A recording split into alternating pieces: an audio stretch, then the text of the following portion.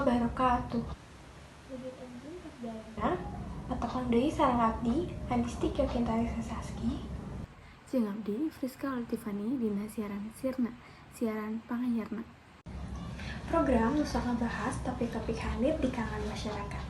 Dina dinten ieu abdi bade ngabahas kajadian kacilakaan anu Kacilakaan manawi tiasa wae lumangsungna sabab kesalahan sorangan. Tiasa oge lumangsungna sabab kesalahan atawa kelalaian orang lain. Kacilakaan tiasa terjadi ku sababaraha sebab. Anu sering kajadian nyaeta pangendara anu lelah atawa kacapean tapi maksakeun untuk berkendara. Sebab lain kecelakaan nyaeta pangendara anu kirang fokus dina berkendara. Supados anu lumangsung anyar ieu, lumangsungna hiji kecelakaan di sekitaran SMA 40 Bandung anu ngakibatkeun 2 jalma atawa 2 siswa terluka. Kacilakaanna nyaeta aya 2 siswa, hiji pamaga sareng hiji istri nu gebis tina motor. Hiji di antarana napikeun digigil anjing, salah sahijina deui ngalaman baret dina siku kenca. Lantaran digigil anjing, nu pamagat langsung dicanda ka RSHS. Bagaimana kronologi kejadian tersebut?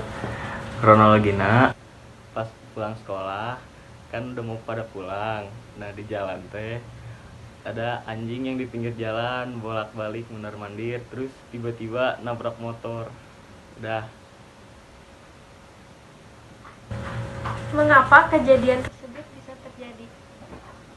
Karena si anjingnya tiba-tiba nabrak, gak tahu kenapa bolak-balik, mungkin pusing.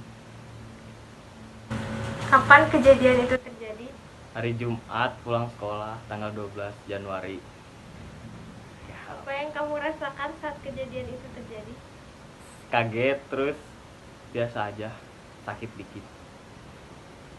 Siapa yang terlibat dalam kejadian itu? Aku sama Andisti.